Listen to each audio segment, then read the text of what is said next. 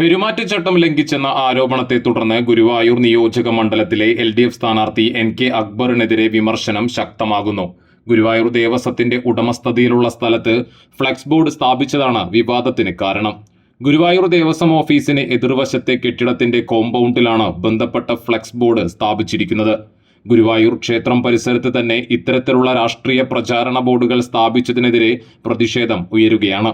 ദേവസ്വം ജീവനക്കാരുടെ കുടുംബസംഗമവുമായി ബന്ധപ്പെട്ട ഫ്ലെക്സ് ആണെങ്കിലും ബോർഡിന് താഴെ NK അക്ബറിനെ വിജയിപ്പിക്കുക എന്ന എഴുത്തും ചിത്രവും ഉൾപ്പെടുത്തിയിരിക്കുന്നതാണ് കൂടുതൽ വിവാദത്തിന് ഇടയാക്കിയിരിക്കുന്നത്. ഈ വിഷയത്തിൽ BJP സ്ഥാനാർത്ഥി B ഗോപാലകൃഷ്ണൻ നേരത്തെ തന്നെ രംഗത്തെത്തി വിമർശനം ഉന്നയിച്ചിരുന്നു. ദേവസ്വം നിയന്ത്രണത്തിലുള്ള സ്ഥലങ്ങളിൽ രാഷ്ട്രീയ പ്രചാരണം അനുവദനീയമല്ലെന്ന നിലപാടാണ് അദ്ദേഹം വ്യക്തമാക്കിയത്. സംഭവത്തിൽ തെരഞ്ഞെടുപ്പ് പെരുമാറ്റച്ചട്ട ലംഘനമുണ്ടായോ എന്ന കാര്യത്തിൽ ബന്ധപ്പെട്ട അധികാരികൾ അന്വേഷണം നടത്തണമെന്ന ആവശ്യവും ശക്തമാണ്.